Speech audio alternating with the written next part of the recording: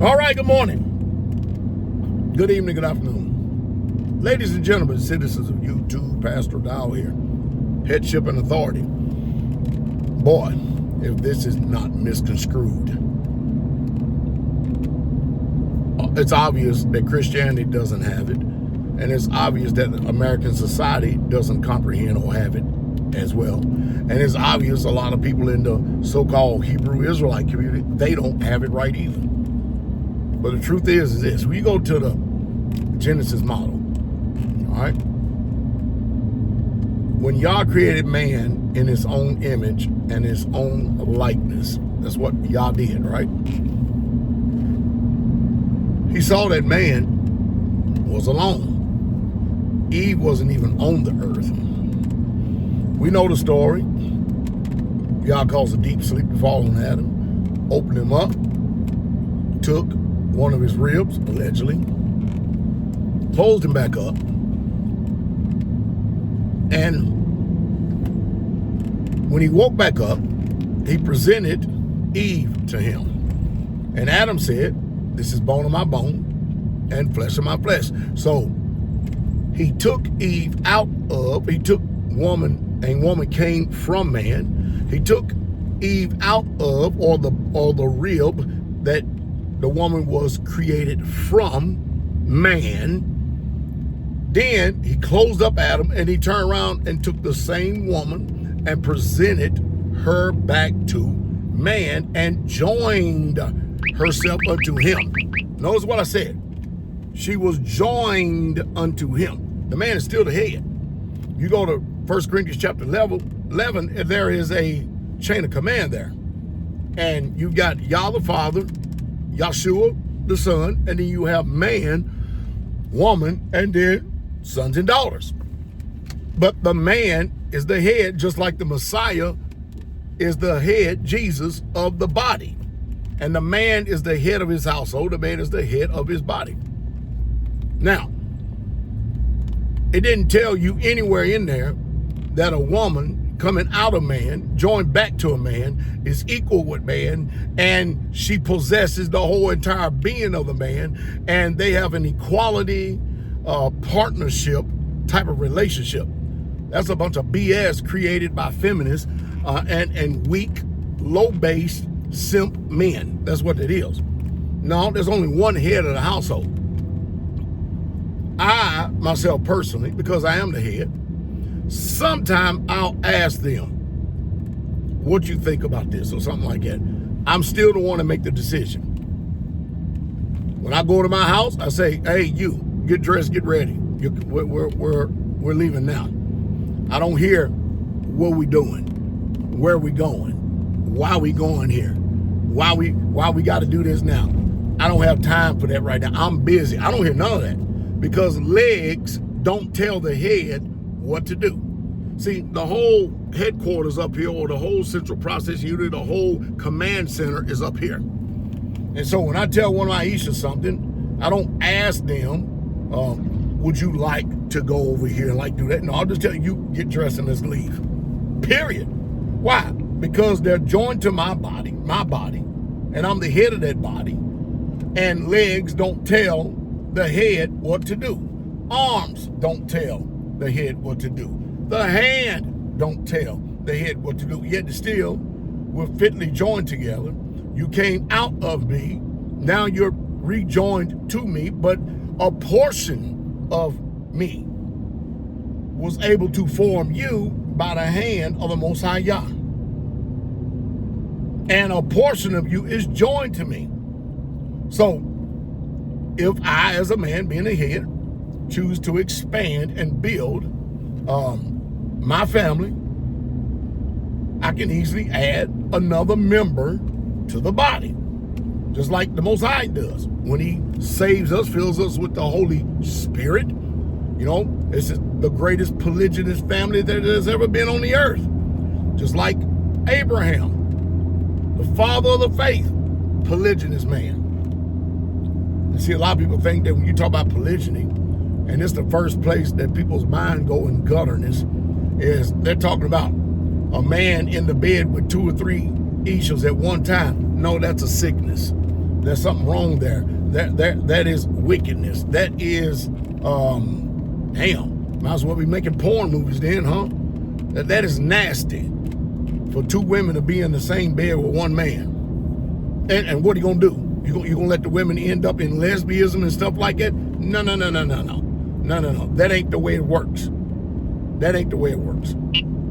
The man is in the bed with one ish, spending time along with her, period, point blank. They keep them covenants as a covenant sanctified, set apart and holy. I had to put that in there in case some people don't know. But anyway, then you have Jacob, the progenitor of Israel, 4 Ishas, 4 of them, out of which come the 12 tribes of Israel.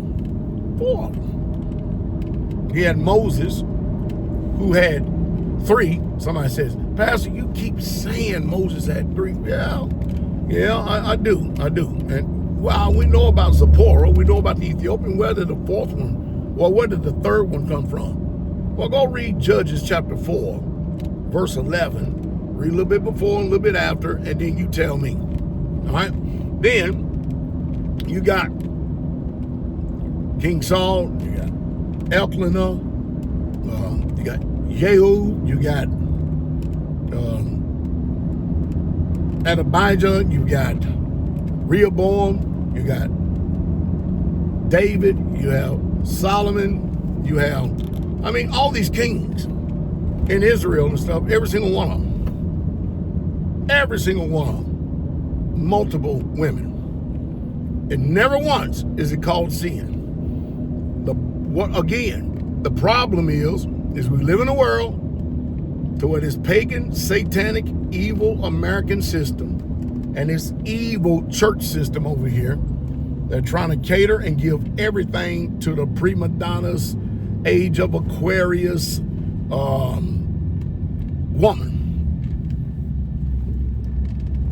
And you got to learn how to navigate in this world if you really want to live a life free of natural and spiritual tyranny. I'm telling you, because the way these churches and these institutions have lied on everything. But is it not amazing how that I got so many people disagree with me, yet I don't have none of these preachers, none of these teachers, none of these pastors challenging me to a civil, open discussion and debate in a moderated format so that everybody can see it. Invited to come see it. I don't have nobody ever. They sit behind their own little private pulpits beating on them, we're declaring you what the truth is. No, you ain't. You're lying to the people. That's the problem. Now I just seen it again. You got a beautiful young woman. She's 32 years old. And what is she doing? She's on the internet crying. Why? Well, someday he's coming. I know he's going to come one day. I know my man, he's going to come. My man. See, that possessive, right? No, I know that God has somebody for me. And mind you, no telling how many men she's already done turned down. See, what she's trying to do is, rather than a man finding a wife, and when he finds one, he finds a good thing, and he obtains favor from Yah. Somebody said, well, we got you, Pastor Dowell. We got you, Pastor Dowell. What you got me on? What you think you got me on? Well, you say when a man finds a wife, that's what it says. Singular. Finds a good thing and obtains favor from Yah. Boy, you people are something else. So guess who wrote that? Solomon did. And Solomon had 300 wives. So if the interpretation is singular, then why did y'all use a polygynist to write that proverb? It makes no sense. See, the logic and the reason is nonsensical. It makes no sense whatsoever at all. You can't have your cake and eat it too. So that means Solomon, if a man found a wife, then he done found one out of 299 more if he was going to sit up and compete with Solomon or to be like Solomon. And nobody wants to be like Solomon because nobody has the riches that Solomon had. But nevertheless, the logic is flawed. Let's get back here. So there's a beautiful woman, single, crying on the internet, talking about my man is coming. God got a man for me. God got a... And I'm like, I'm shaking my head. And the first thing I started asking myself is, I wonder how many men, because she's a beautiful woman, naturally.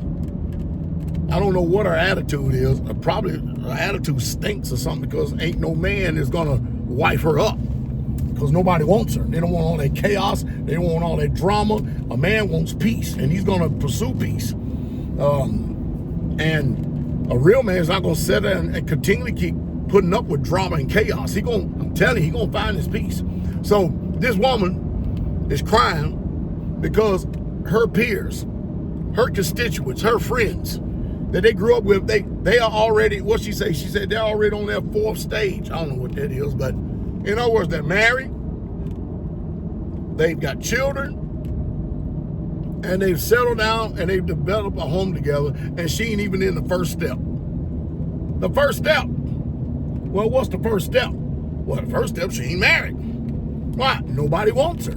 32 years old. That woman is a beautiful woman to a beautiful woman. And she can't get married? What is really going on? A beautiful woman, man, men go flock to beauty because men are visual. Men are built on attraction. He's like, yeah, shoot. See, the problem is, you can't tell me at 32 years old that no man wants you, or you still waiting on a man. You have lied to yourself. You're delusional. There probably was a good man, but you didn't want him. And now you're in pain. Now you're over here talking about and crying about your biological clock. My time is almost up. My biological clock is ticking because, see, I don't have time. That's what she said. I don't have time to sit up there and court and date for 2 and 3 months. That's what she says. I don't know, 2 or 3 years. Then spend another year. Then we get married. And then I would like to spend 2 or 3 years together before we have children. She don't have that time to do that because she'll be north of 38, 39 by then. And if you're going to build a family and you want 4 or 5 children, chances are that may not happen with this one right here. So every year, anxiety is to the zenith with this woman right here, literally to the zenith. Because she's like, man, what is this? What am I doing wrong? First of all, women, number one, check your attitude. Number two, you probably need to get into a ministry to where you know that they're a responsible, reliable man who ain't a bunch of damn jacklegs. That's what you probably need. And a man that'll be willing to cover you, because whether y'all like it or not, and you can tell it's happening right now, that Isaiah 4, now you got women asking men, can they marry them? Can they wife them up? Isn't that amazing? Yeah, women are asking men who are already married, can I join your family? Simply amazing. Utterly amazing, isn't it? Okay, let me see how I can do this.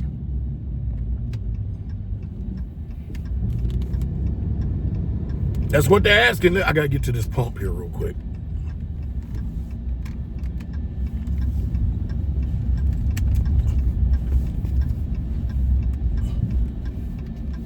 Let me get to this pump. All right. Anyway, I think I've said enough about that. I got to get some diesel, man. I'm almost on empty coming from Indiana. That is a fact, and I can't have that. Hey, y'all be blessed. King coming.